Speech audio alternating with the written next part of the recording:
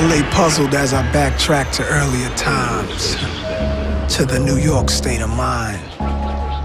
The city never sleeps, full of villains and creeps. That's where I learned to do my hustle, had to scuffle with freaks. Each block is like a maze. And life is parallel to hell, but I must maintain and be prosperous, though we look dangerous.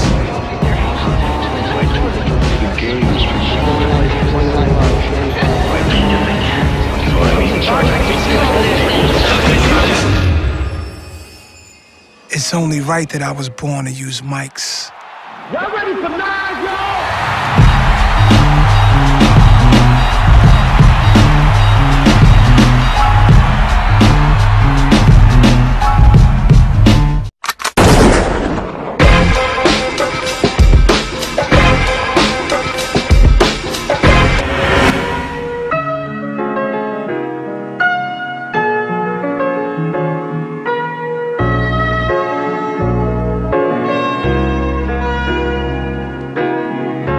Hennessy is a brand that's probably the strongest spirits brand in the hip-hop community, and that makes it perfect.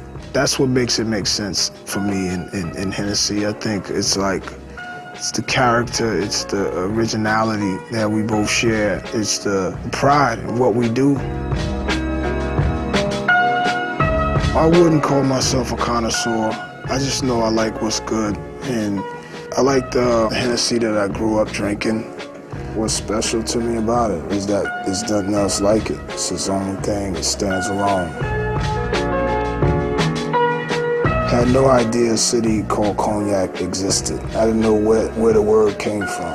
I knew nothing about the process of making cognac before coming to cognac.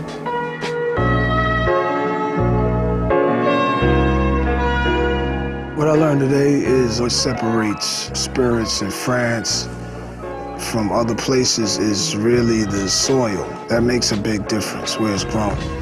The best spirits, as far as champagne and cognac, come from France, and that's important to know. Some of the other great things I saw today was the distillery, where the whole thing happens, you know, where it turns from grapes to cognac officially. Also, I saw where they keep the barrels of cognac at that dates back over 100 years. Loads of barrels. I had a taste of something from 1900 that was really good. And, you know, I've been to vineyards before, so I saw the process of wine making and stuff, but never cognac, never Hennessy. So it's similar, but then there's a lot of other scientific things that goes into it that I found pretty amusing. That was something I never got to do, was put together my own blend of Hennessy. It's all about making it taste the way you like it. Made my own Hennessy, my flavor, my taste. They slapped the label on it, bottled it up for me, and I think that was the best part of the day.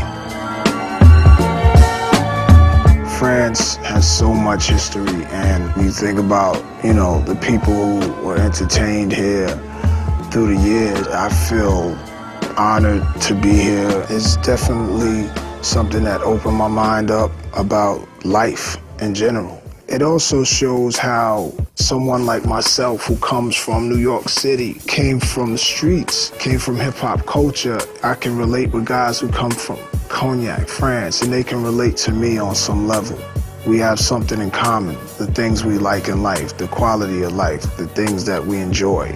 That makes it perfect that, you know, I'm someone who, when my career started, I was rapping about it, and here I am years later, and we're sitting down shaking hands and going to the distillery and testing out Hennessy's and drinking Hennessy's from the 1900s and learning about Richard Hennessy and his son James, and the process, the education that I got by coming here about, you know, years later from when I first drank it. It's like, what's better than that? It's amazing, an amazing story that kid from New York City could be doing business with such a great brand. Shows you can do anything in life, you know?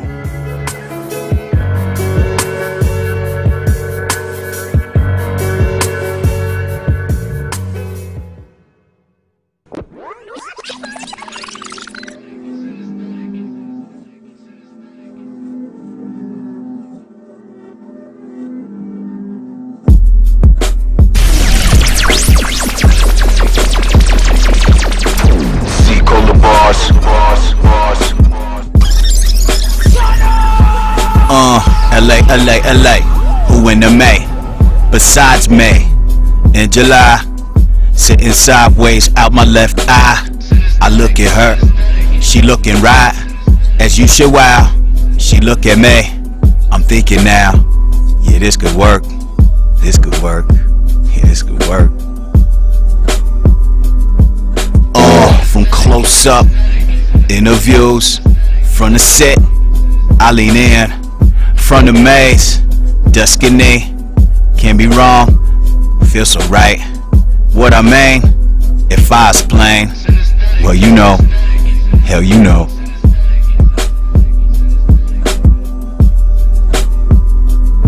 So I post up, close up, interviews, house thins, can't complain, thins chains, yeah thins chains. You see me right, round the net, doing thanks to you, and you, and you.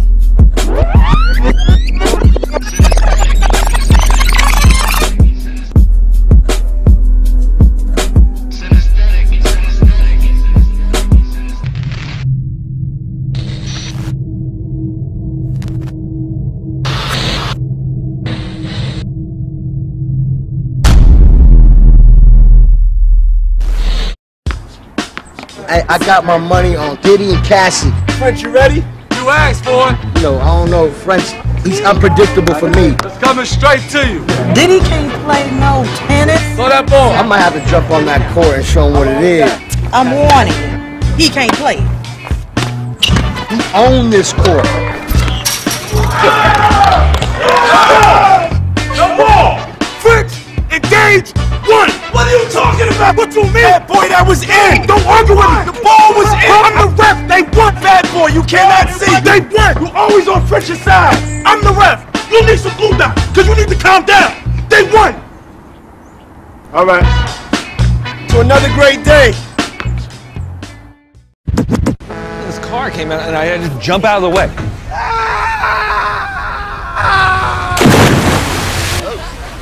Hey!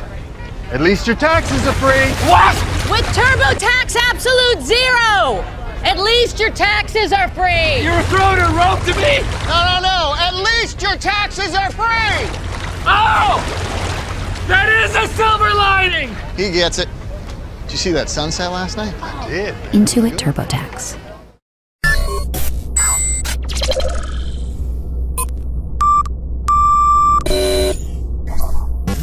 Morning, everybody. It's DJ Envy, Angela Yee, Charlamagne the Guy. We are the Breakfast Club. Empowered to the people. We have a special guest in the building and a friend to the room. It goes by the name of Larry Morrow. He came in here with gifts, but not for me. Yeah, well, I see actually, Barney's bags, and I said, "Oh, I got a nice gift." I'm excited, but I didn't see nothing for me. Listen, I'm gonna open these presents right now, but let's do our introduction to Larry Morrow just so everybody knows who he is. Because I met Larry because we do these parties with him. I do my birthday party with him every year in New Orleans. And so we are doing that party. Me and DJ Envy will be there along with Tahiri, Rick Ross. I ain't coming down. I ain't getting no gift. It's not your birthday! Oh, all right. Yo, Envy, no lie, I was up in Barney's looking for something for you, but I'm like, I know this dude bougie, man. I'm trying to find out what he want. but it closed. Like, I only had like 10 minutes to shop. All right. So I got a few things for and him. Larry also has a book out right now, All Bets on Me, The Risks and Rewards of Becoming an Entrepreneur. But let's look at my gifts first. Oh, man. So look, if you don't like them, blame Paris. While she's opening up her gifts, let's get to the start. That's a shoebox? No, Stop. I'm sorry. If you don't get your little tot ass. Stop. Now, how'd you get started? Now, you know, we know you as a promoter. You promote probably the biggest parties in New Orleans and all over the place out there, and you have the biggest guests, and you stay loyal to the people that you choose, and I appreciate that because you brought me down a bunch of different times. Yeah. So how did you start with promoting? It's in the book, I started at like 19, 20. I did my first event, and He just gave me the book 15 minutes ago, by the way. I just got it yesterday. Nah, but I did my first event. I was like 19 or 20, and I made good money. So you know, after I saw I could make money doing it, I'm like, damn, I can make money doing this and have a good time with my friends. So I started to do it, and I saw the amount of money I made, and from there it was just history. Like I started Larry Murray events and just started running with it. Now you do a bunch of different events in New Orleans. Now, is there ever a problem? Because you bring people like Diddy, you know, I've been there with you with Diddy, with Master P, with Lil Wayne, with so many different people. Does the city ever try to stop you, or is the city behind you and try to help you? No, 100%, especially like being like a C-list market. You know, we don't have a lot of, you don't see Diddy, you don't see Drake, you don't see Wayne, you don't see all these people every day. So me bringing them is like the city embrace it because we don't never have it. Right. So it's major for the city just to be able to bring people that they don't normally see, you know, on a day-to-day basis. Now, being a promoter costs you money. I'm sorry, I thought you still opening it. It costs you money. Now, how did you get the money to bring these people? Because these people are expensive. These Lil Wayne ain't $2,000. Right. Now, I started off just building it up from like the age of 20. You know what I mean? I went through a lot of trial and error, lost a lot of money. I learned a lot, but you know, ultimately I just wanted to really just, you know, do bigger things, and I saved up all my money to be able to do so. Now, if you see how this book starts off, Larry talks about gambling. Yeah. Right? And that basically, was a big part of my life. Yeah, gambling when he was very young. Yeah. And how that whole mentality actually helped you, and also just being in New Orleans after Hurricane Katrina and growing up there, and how that also helped you with kind of your mentality and your approach to being an entrepreneur. So talk about that. Yeah, so when I was a kid, you know, we used to always shoot dice behind my best friend's dad's barbershop. So we used to shoot dice, you know, 24/7. It kept us out of trouble because we used to just be there all day shooting. And through the process, I became numb to gambling. You know, it's something that I always did, and you know, we would start off shooting $1 bet $1 as kids, and then it grew to, you know, shooting 100 bet 100. And that right there just made me numb to it. So when I turned 21 years old, I started to gamble in the casino. So for 2 years of my life, I started to just spend all of my time in the casino until one day I lost everything. So how much was everything? Everything was like 30 grand. So yeeks. So at 22, 23 years old, I lost 30 grand, and you know, right there, I'm like, you know what? I gotta start hustling. You know, I gotta stop hustling backwards. I started to, you know, instead of investing in the casino, investing in myself. So I'm like, you know what? I gotta start playing on the game where the odds are more in my favor and not against me. So that's when I started, you know, to really take it, you know, up with Larry Murray events. And now I'm like, you know what? Let me start investing in myself in the casino. I went from losing money in the casino to making money with the casino. So it was like bringing Drake, bringing Diddy, and that's when things just really started to shoot up for me. Now, you also talk about the first party that you ever did. You had your mom actually help you get the venue, and talk about this venue, because the venue that you had was a very unique situation. And what I do like, and a lot of things that you talk about in this book are practices that I do in my real life too, just as far as building relationships and having people feel like they can trust you. Even, you know, starting a clothing line. You had a clothing line. That was my first start. Yep. And you would go to these stores and you knew these people because you shopped there already, and because they were familiar with you and they want to help you, you know, you were able to get your clothing in these stores. And I always tell people how important it is to really build relationships. If I eat at a restaurant all the time, I want to make sure I know who the manager is, I know the host, you know, meet the cook, all of those things, and support that restaurant. And that way, when it's time for you to do something and you want to work with them, they can say, okay, you know, we would love to have you come in here because we deal with you all the time. We know you have a kind of a friendly relationship. So your first party was where? My first party was at Crescent City Boxing Club. It was like a teenage event. So I mean, it was pretty cool. Like I had a clothing line, so the party was for my, like, a promo for my clothing line. So we did the party, and you know, we had like 700 people up in there. Like, as soon as doors opened up, and from there I'm like, you know what, you know, this is dope. And that's when, like, I started to really do my thing, because you know, it was just like a door opener. You know what I mean? From making the transition from having a clothing line to doing events. Now, Envy, when you go to New Orleans with Larry, does he ever take you out to eat at some of the restaurants like Neo's and everything? No. Is it Neo's? He usually takes me to the shopping spot to go buy stuff. That's what he usually does. Man, no, look, Envy coming to the city, he's familiar with it, so he always doing his own thing. But you know what's great, and I'll say this. What's that? And it is an approach, is that a lot of times we go to different cities, you know, the promoter books you see them at the event, but Larry will actually, like, take you around, take you places if you've never been there before, or you're not that doing familiar. That with everybody. You better stop. Yo, Envy, yo, look. He does do and that. Look, I called June yesterday to get you a gift. I'm like, yo, I'm trying to see what he bought me. Oh, let me see my like. But But June answered the phone. He was like, "Yo, I hit you back. I'm shoveling snow." hey, we working, man. So look, so I'm like, I'm trying to see what you like, see what Charlamagne like. You know what I mean? But no, now, but one thing I do respect is you stay loyal to the people that you do book, and your clubs always stay packed. And I meant to ask, what was your worst party ever? Like, what was the one that you thought was gonna be huge that was a brick?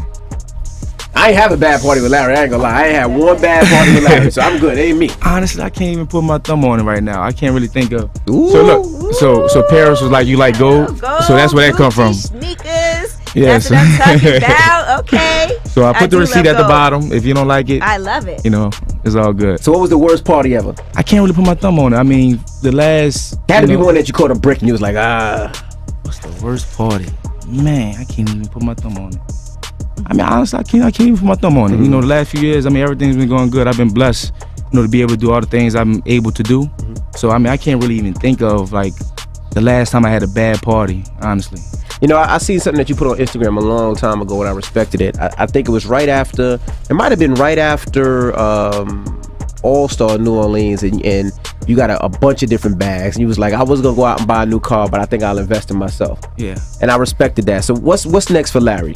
What's next? So I'm not just a promoter. You know, a lot of people look at me and you know, he's a promoter, but it's bigger than just promoting. Like, I use promoting as a way to open up other doors.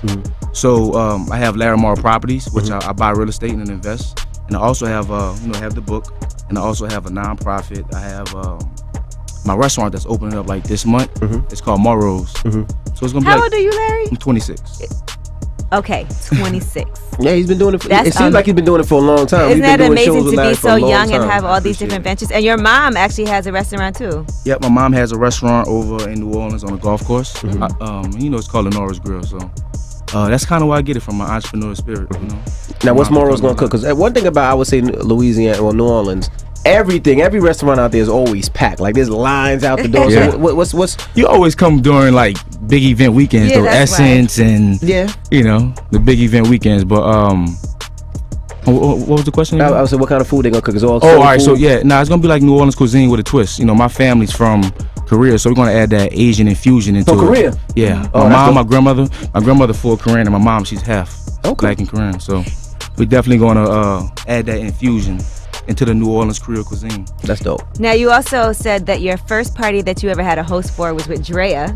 You was reading, huh? Drea from Basketball Wives, right? Yeah. And she talked about how that was such a great experience, and then you really built a relationship after that just because of the way you had so much hospitality when she came into town. And that's something that a lot of people can learn from you from. Yeah, so me booking Drea, it was a great experience, and that was my first time booking someone, but I bought her in town and, you know, showed her a good time, and when she touched down, she wanted to go get her hair and her nails done, and at the time I had a partner. So I'm like, yo, look, let's go half on the hair and nails. It's her and her friends. Let's go half. Like, nah, I'm straight.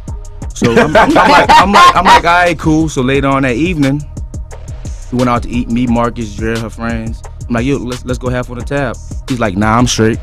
So I'm like, all right, cool. I'm gonna take care of it. So at the end of Drea's stay, you know, just me being myself and showing her that Southern hospitality, she was like, yo, look, you should come out to LA. So long story short, I'm 20 years old. This is right before my 21st birthday. I went out there, her, Mercer Day, Jasmine, her whole crew showed me a good time, introduced me to people.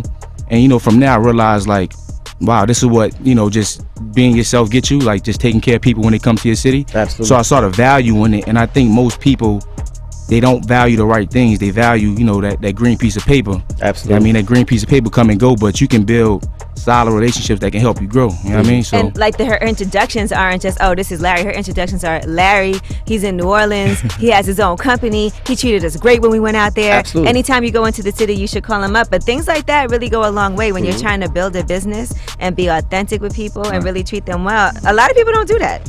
Not at all. And you'll be surprised. Like, no one would even think to do that. So when you read this book, All Bets on Me, and you read about how Larry just basically at such a young age got started. And he's still really, really young, but he's an entrepreneur, and he also is just a cool person. I have a quote on the back. Do you have a quote on the back? Okay, yay. See, June got to be a little more responsive, Envy. Hey, look. He tried to get a quote. I said, listen, I'm you got my number, Larry.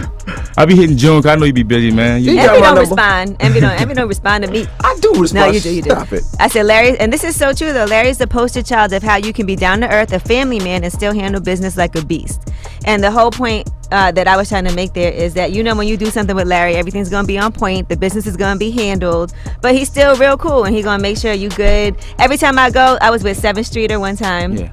And she's gonna be there birthday weekend also. Oh, you ruined the surprise. Oh. What a surprise is, you know, you got a few people coming. I didn't know it was a surprise. Well, it wasn't a surprise, but people don't know that she's coming. Oh, so I can't say who else is coming? All right, forget I mean, it. you can. I mean, it's up to you. I mean, it's there. All right, I'm not gonna listen I have to a lot people. of fun. But a lot of my girls are gonna be out there, like 20 of us. Last year, my picture went viral last year because I had my nipples out. Remember that was the picture? I wore the see-through sweater and it went viral. That was his party where I wore the see-through sweater. You know what? I was trying to be sexy. Sometimes things don't matter. My wife tells me to wear stuff, I just wear it. Right. All right? Like that cowboy outfit. Yeah, like the cowboy outfit. But last year, me and Fab had beef and we made up at the party, so that was nice. Yeah. That's my dude. I He's told a him real cool dude. before he walked in, I was like, yo, you know Angela mad at you. You gotta go talk to her. He's like, I'm gonna talk to him. Yeah, so we made up at the party. But he stays loyal. I tell you, Larry always books me, Yee, Kenny, Toya. Toya, right? Fab, Ross, and Q Scott. Those are. Yeah, Keith Scott, that's my man. Keith Scott for sure. Those are go-to guys. But nah, yeah, man, just you know, I just appreciate the love that y'all show. So I always want to make sure that, you know, I continue to keep that relationship strong. Okay. But I would say this, like, just me being up here is big for New Orleans. You know what I mean? It's big for my city. Just being, you know, an entrepreneur, not being a rapper. I'm not a rapper. I'm not an athlete, an artist, like an entertainer. Well, I'm an entertainer, but you know, it's just big, you know what I mean? So I appreciate the platform y'all sharing with me right now. Yeah, because, you know, promoters sometimes, and not that you're, you know, obviously you're more than a promoter. A curator. A curator, but they get a bad rap. Yeah. You know, like you see movies like janky promoters, and then you always think they're like slick talking. Oh, there's a lot of slick ones out there, though. They get a bad rap. There's more slick ones than Larry Morrow. That's why you stand out, though. Yeah, absolutely. Look, me and Karen Silver was talking. We was texting one day, and She'll was be like, there too, by the way. She was like, man, I don't even know what to call you, because she was introducing me as a I don't promoter know to somebody. either, yeah. I'm like, she was like, no, wait, you're not a promoter. You're not. We got to figure out another title for you. So, you know, the title we came up was like a curator, because I'm not just promoting an event. I'm curating something, an experience for the people. You know what I mean? So. And I love that every single year this birthday party grows and grows and grows. So this year definitely gonna be big. You know, definitely gonna be much bigger. But thank you for my gifts. I can't wait. My goodness. Nah, All right. We gonna be partying. And Paris said you wanted behind Chinatown or something, but in Barney's they didn't have Chinatown, so I got you something I thought smelled good. I can't wait to try this. I never tried it. I smells love real good, though. Okay. That's why I got I'm it. into it. Now, Larry, are you single?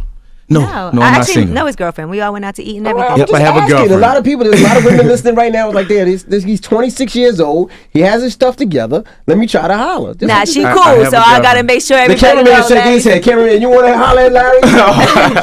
Oh, I know. It sounded like Emmy was about to try to like. Would you date Emmy? see, they play too much, Larry. See, this is where I have to go. Well, Larry, I appreciate you for joining us. Nah, it's all good. We'll see you. Emmy, you a thirsty? You single? I see you bringing presents. You know.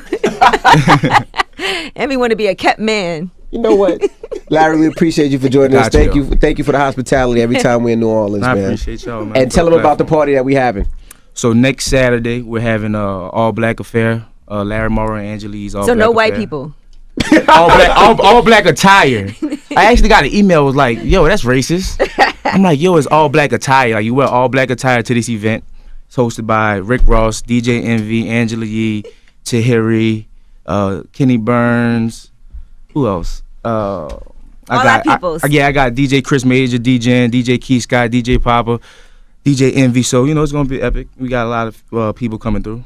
And shout out to Keith Scott too. Keith Scott's your resident DJ. He DJs all your events. I'll tell you a quick story. This is why I love New Orleans people. I left my laptop charger at the club, right? Now if you own an Apple computer, you know that laptop charger is $90, right? $90. And if I'm at the club, I would definitely have stolen DJ's laptop. But Keith Scott called me and was like, I know you got another party tomorrow. I'm gonna meet you at the airport and drop it there. And he brought it and met me at the airport. And for that, I'm always grateful to Keith Scott. Yeah, he told me that story, man. That's dope. Yeah, because I'd have definitely stolen another DJ's thing, but like, got him! But that's messed up, Envy. I know it is. Now you should be a nicer person. You should learn from that.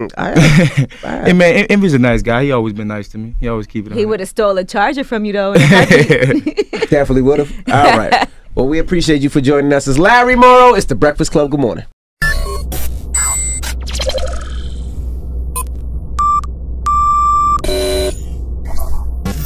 Buy one, get one wings are the best. And I love the taste of free. To me, it tastes like my garlic Parmesan wings. Really? Yeah. Interesting. I'm just eating the free one. No harm. Boneless wings are now buy one, get one free Thursdays, 5 p.m. to close. This is how you Sonic. Introducing McDonald's new $1, $2, $3 menu. Use it to build the My Roommate Ate My Lunch meal, the Breakfast is on Me meal, or the Father and Son meal. Build whatever meal you want with favorites on McDonald's new $1, $2, $3 menu. Yo, what up? It's your player partner checking in. 2 Chainz, can you buy big ballin' ass donuts? Can you buy big ballin' ass cigars? You wanna go eat you some meat that flew from Japan? I'm gonna show you how to kick it like a real player. You're paying for the rarity, the experience. Thank you, 2 Chainz. Thank you, my ass. You better give me this jacket. Excuse me. Put your bucks up.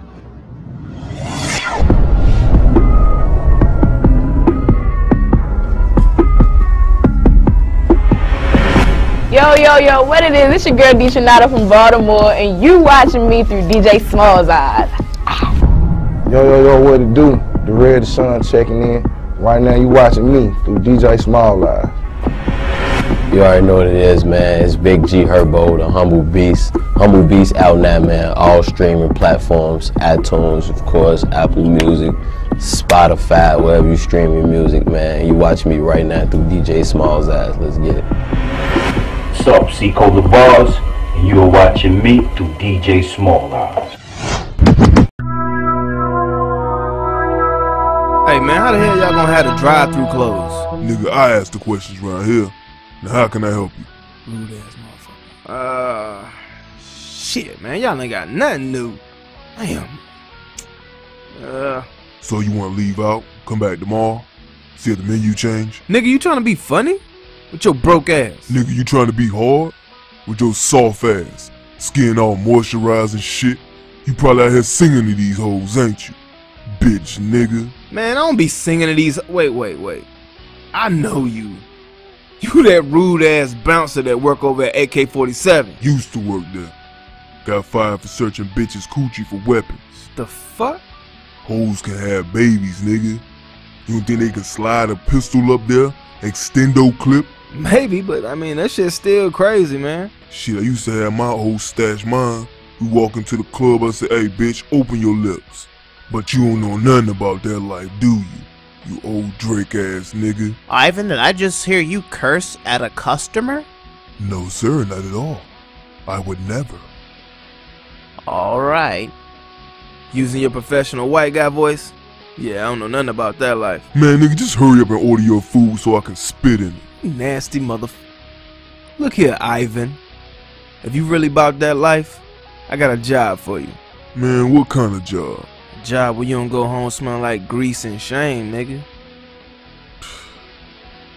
I'm listening.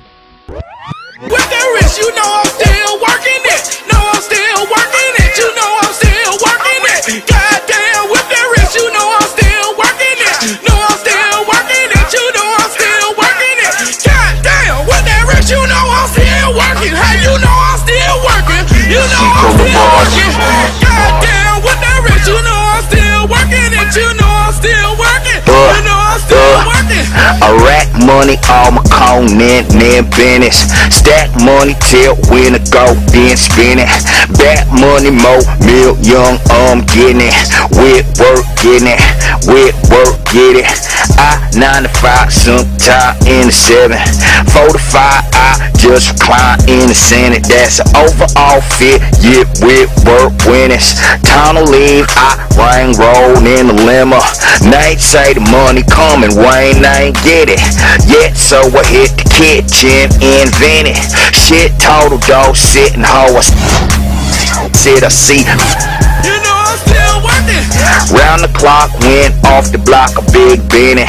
Counterpart, who shot, now I'm in the rented. Town car not killing them, oh yes it. You know I'm still working. You know I'm still working.